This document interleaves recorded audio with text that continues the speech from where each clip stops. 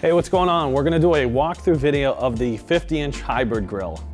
This is a really cool grill because it gives you a lot of functionality. So let's say you're somebody that can't decide between charcoal or gas.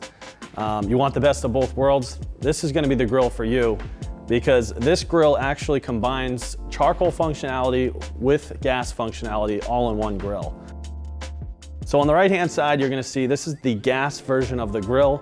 And then on the left-hand side, that's gonna be the charcoal section of the grills. So we'll open the hoods up on both sides, and the grill is gonna be split up into two different sides or two different sections. So you have your charcoal on the left, you have your gas on the right, and we'll start with the gas. So the gas version or the gas section of this grill is gonna be very similar to the 28-inch Coyote gas grill. So you have your two knobs here.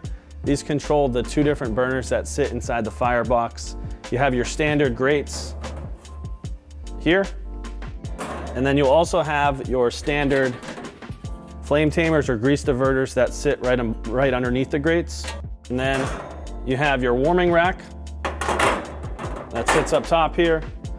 You have your button, which actually powers the lights that sit right above the warming rack in here. You have your two halogen lights. And then the last thing that you're gonna have, just like any other gas grill, is your grease tray down here that slides in and out. So you have the ability to utilize that. Moving over to the left-hand side, this is gonna be the charcoal section of the grill. Very similar functionality like you'd have with the regular charcoal grill. It's just a little bit smaller. You have your warming rack up here. You have your standard grill grates as well. And then you also have the lever functionality.